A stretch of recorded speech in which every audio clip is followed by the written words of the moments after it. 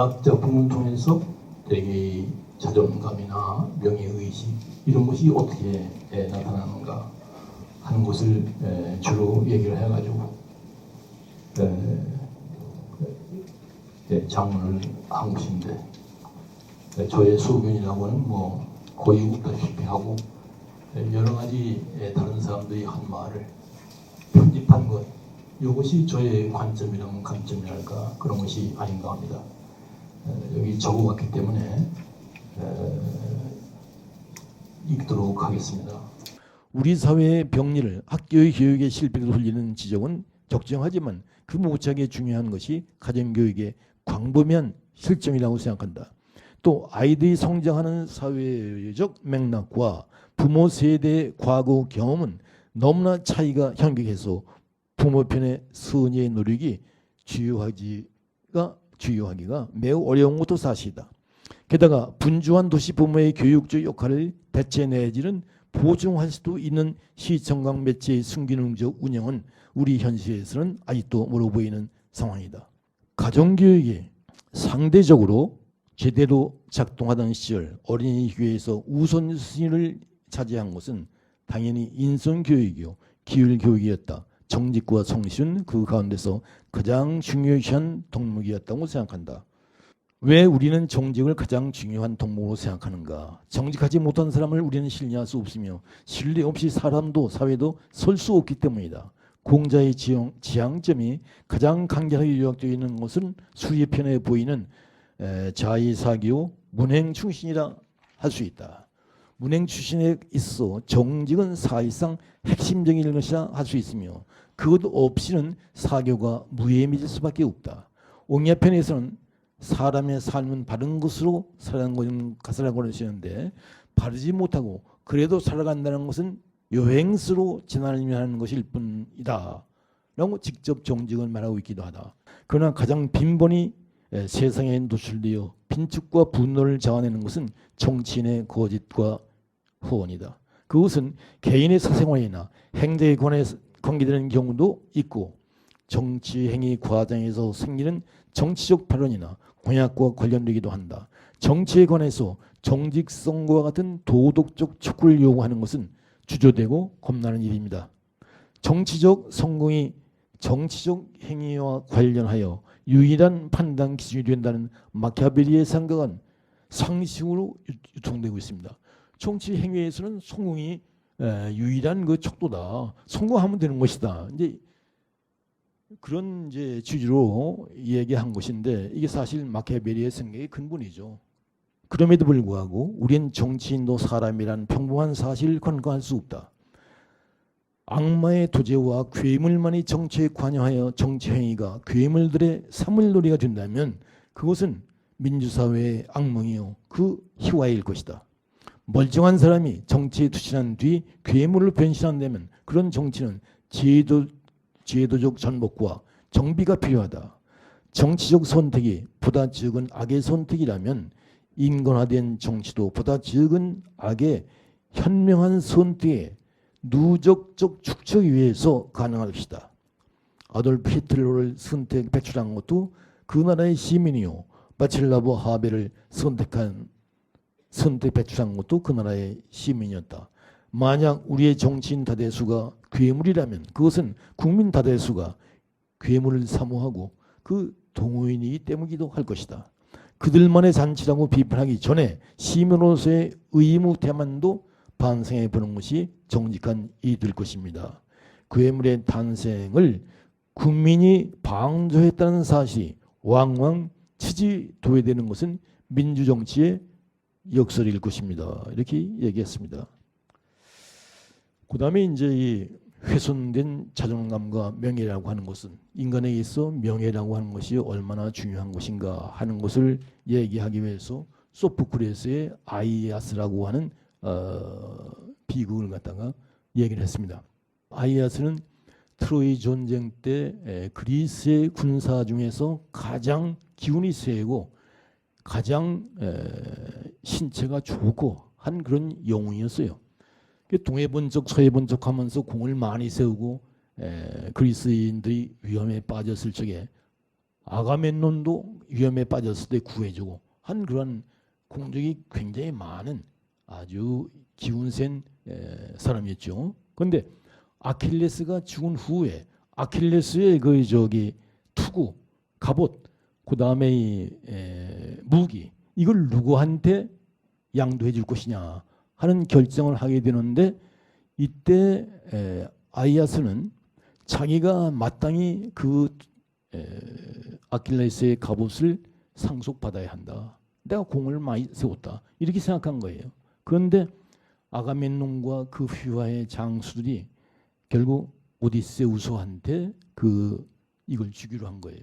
죽은 아킬레스의 갑옷을 주기로 했어요. 여기서 이제 이 아이아스가 굉장히 화가 나고 자기의 명예가 손상되었다. 자기가 여태까지 세운 공훈이 무효가 되었다. 내가 세운 전공이 모욕받았다. 이런 생각을 해가지고 반심을 품어가지고 아가멤논, 오디세우스 전부 다 해치려고 하는데 결국은 광난 상태에 빠져가지고 아가멤논이나 그 동생이나 오디세우스를 해치지 않고 무고한 양 가축들을 갖다가 광난 상태에서 도륙을 한 거예요. 근데 나중에 정신을 차리고 보니까 자기가 이게 엉뚱하게 가축을 상대로 해서 복수를 했구나. 굉장히 이제 또 다시 한번 자존심이 상하는 거죠. 그래가지고 자살을 하고 말아요. 그래서 여기서 이 아이아스를 제가 얘기한 것은 그리스의 비극 가운데서 명예감, 자존감, 혹은 그 훼손 이것을 정면으로 다루는 것이 아이아스이기 때문에 아이아스를 얘기해서 이것이 인간의 정신 가운데에서 얼마나 중요한 가치 있는 부분이고 또 그것이 훼손되었을 적에 얼마나 인간이 비참해지는가 하는 것의 예로서 적어놓은 것이죠. 명예심 때문에 사람이 좋은 일도 많이 하고 공도 세우고 공동체를 위해서 일도 하는 것이 사실이다. 그러나 그것이 제대로 인정받지 못하거나 그 명예의감이 훼손되었을 적에 사람들이 얼마나 극단적인 행위를 할 수가 있는가 하는 것을 얘기했어요.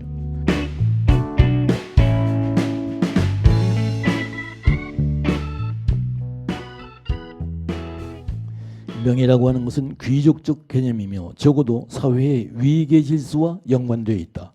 유럽에서의 명예 개념은 중세 기사도의 행동 규범에 의해서 크게 영향받은 것이 사실이다. 그리고 기사도 정신은 봉건 제도의 사회 구조에 뿌리를 두고 있다. 이른바 노블레스 오블리주는 높은 신분에 따른 의무를 말하며 신분이 높은 자는 마땅히 용기, 고결, 관대함, 인자함 같은 덕목을 지니고 있어야 한다는 생각에 뿌리박고 있다. 사회학자들은 명예나 성적 순결이 모두 이제는 구체제 장교와 같이 사라진 계급의 의식 속에 남아있는 이데올로기적 잔재로 간주된다고 말하면서 현대인이 모욕을 이해하지 못하는 사실에 명예 관념의 시대의 낙후적 성격이 드러난다고 말한다. 모욕의 핵심은 명예에 대한 공격이기 때문이다. 현대인이 모욕에 대해서 상대적으로 둔감해졌다는 사실은 가령 모욕에 대한 대응이었던 결투가 대부분의 문명국가에서 불법화되고 결투 중의 사망이 의도적 살인으로 취급되어 사실상 사라졌다는 사실에도 드러난다. 명예 관념이 쇠퇴한 것은 새로운 윤리관이 대두하였기 때문이며 이에 따라서 개인의 존엄성과 인권에 대한 관심이 커졌기 때문이기도 하다. 앞서 인용한 사회학자들 따르면 현대인의 의식 속에서 명예 관념을 대체한 것은 존엄성이다. 현대적 의식이 인간 존엄과 양도할 수 없는 인권의 소지자로 간주한 것이 바로 이러한 고독한 개인임을 이해하는 것은 중요하다. 현대에서의 전용 발견은 폭로된 명예 관념의 잔해 가운데서 발생하였다. 명예와 달리 존엄은 언제나 사회적으로 부과된 역할이나 규범이 박탈된 본질적 인간에 관련된다. 명예라고 하는 것은 사회적 신분과 관계가 있다는 얘기인데 존엄성이라고 하는 것은 그런 것과 관계없이 인간 본연이 가지고 있는 것, 서로 이제 파악되고 있고, 이 존엄성의 개념이 확대된 것은 명예관념, 명예개념, 이것이 정말 우스운 것이다 하는 것이 이제 거의 세상에서 공인된 이후에 그 터전 위에서 존엄성의 관념이 포진 것이다. 존엄이 명예를 대체했다는 것은 그만큼 사회에서 신분적 차이를 넘어서 평등의식이 보편화되어 있음을 함축한다. 우리가 유념해야 할 것은 그 자체로서 갖는 의미보다도 명예와 존엄이 타인과의 관계 속에서 혹은 교환되고 혹은 훼손된다는 점이다. 명예라고 하는 것은 이게 다른 사람과의 관계 속에서 유지가 되고 교환되고 훼손되고 하는 것이니까 결국 자기만 지킨다고 되는 것도 아니죠. 남을 지켜주고 남의 명예를 지켜주고 그러는 사이에 지켜지는 것이기 때문에 어느 정도 주체자의 의도적인 노력도 필요한 것이다. 가만히 있다고 해서 유지되는 것은 아니다. 뭐 이런 뜻으로 얘기를 해본 것입니다. 현대에 와서 존엄이 명예를 대체했다고는 하나 양자가 완전히 분리되어 있는 것은 또 아니다.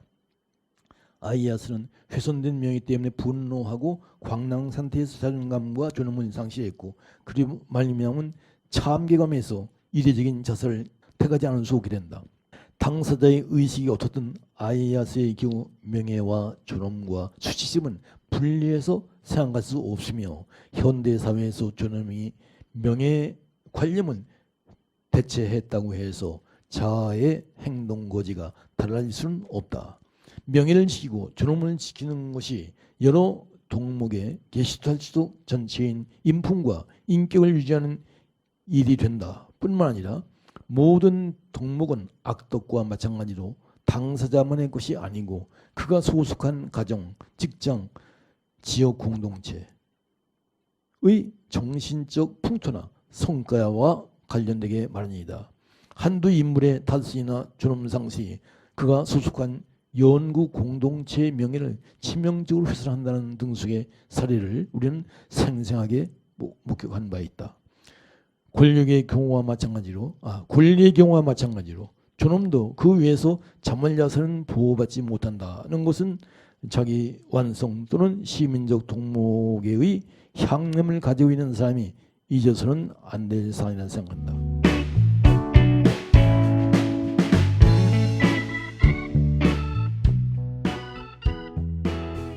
명예와 존엄은 타인과의 관계 속에서 유지되고 교환되고 혹은 파손되기 마련이다. 일방적으로 의도적 노력을 한 경우에도 운전자의 난폭 운전에 휘말리고 마는 희생자와 같은 사태는 명예나 존엄과 관련된 경우에도 일어나게 마련이다. 무역주의나 창피주의가 일상화되고 항다반성화되어 있는 사회에서 도야청청 명예와 존엄을 지키고 또 지켜주기는 매우 어려워진다. 그러한 맥락에서 이스라엘 철학자 아비샤이 마갈렛이 제기하는 실제적 성찰은 우리에게 유효한 참조추이 되어준다. 아비샤이 마갈렛이 저서 예바른 사회에서 말하고 있는 것은 사람들의 삶에서 명예와 무역 또는 수모가 중심적 위치에 있고 따라서 정치적 사고에서도 명예와 무역 개념의 중요성을 부여해야 한다는 것이다. 이 아비샤이 마갈렛이라고 하는 사람의 저서 예바른 사회는 영어로 decent society로 되어 있어요. decent society라고 하는 것은 이 책을 읽어보면은 사람이 사람 대접을 받는 사회, 사람은 사람으로 대화하는 사회가 예바른 decent society예요. 근데 그것을 제가 일단 예의 바른 상해의 준말인 예바른 사회라고 번역을 했습니다. 그래서 여기서 이 사람이 얘기하고 있는 것은 제도가 사람을 갖다가 모욕하지 않는 사회, 이것이 decent society예요. 또 사람이 사람을 모욕하지 않는 사회가 문명화된 사회라고 구별을 해놨어요. 그래서 뭐라고 얘기하고 있는 거 아니? 가령 공산주의 시대의 체코슬로바키아는 문명화된 사회일지는 모르지만 예바른 사회는 아니다. 그건 전체주의 혹은 공산주의 체제 자체가 인간을 모욕하기 때문에. 그리고 이제 그러나 현재 하벨 이후의 체코슬로바키아라고 하는 것은 보다 예바른 사회일지는 모르지만 덜 문명화된 사회일지도 모른다. 이런 식으로 얘기를 하고 있어요. 구별을 해놓은 거죠. 제도가 사람을 모욕하는 것 사회가 말하자면 그 인디슨 소사이어티, 모욕을 주는 사회. 그 다음에 제도가 모욕을 주지 않는 사회가 말하자면 예바른 사회. 그리고 인간끼리, 개인들끼리 모욕을 주지 않는 사회가 문명한 사회, 문명화된 사회다. 이렇게 이제 번역을 해놓고 있습니다. 그의 책에서 핵심적 개념의 모욕이란 무엇인가? 그것은 한 인간이 자기의 자존감에 상처받았다고 생각할 충분한 이유를 구성하는 행동이나 조건을 말한다. 이것은 심리적인 모욕 혹은 수모가 아니라 규범적인 모욕이다. 이 모욕 주기가 우리 사회에서 굉장히 널리 보편화되어 있다는 것은 뭐 길거리에서도 볼 수 있고 대중 매체에서도 볼 수 있고 뭐 굉장히 많이 볼 수 있죠. 그런 의미에서 우리 사회는 물론 예바른 사회도 아니지만은 그보다 훨씬 더 전에 문명화된 사회는 거리가 먼 것이죠. 우리나라 사회처럼 타인에 대한 배려가 없고 근거 없는 비방이나 또 즉시적인 충동에 의해서 타인을 모욕하는 것이 많은 경우가 사실 드물죠. 그러니까 그런 의미에서 우리 사회는 인간화된 이 아비샤이 마갈리시 얘기하는 인간화된 사회로부터 아주 먼 것이다. 그런 얘기예요. 그러면서 이제 이 문명화 과정이라고 하는 책이 있지 않습니까? 이 노르베르트 엘리아스의 책인데 여기서 이 문명화 과정이라고 하는 것은 사람들이 예법 이런 것을 지킴으로 해서 점차적으로 이 문명화가 실현되는 것이다 하는 명제가 적혀 있습니다.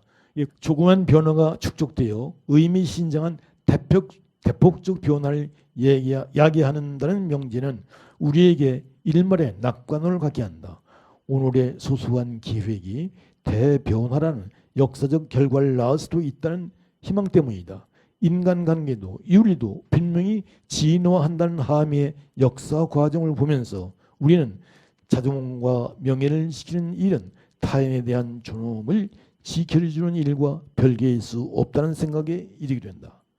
타자의 존엄을 지켜주고 자의 명예를 지키는 문명화된 사회가 마갈렛이 토로하듯이 공정한 사회나 정의 사회보다 한결 실현이 용이한 사회인가 하는 것은 계량이 불가능한 일일 것이다. 그러나 이에 바른 사회는커녕 문명화된 사회도 우리에게는 아득하게 먼 사회라는 인식은 우리 모두의 것이 되어야 할 것이다. 무던한 사회나 문명화된 사회를 얘기하는 것은 비세간에 좀 더 살기 편한 사회를 향해서 나아가자는 것일 뿐 불가능한 꿈을 꾸는 것은 아닐 것입니다.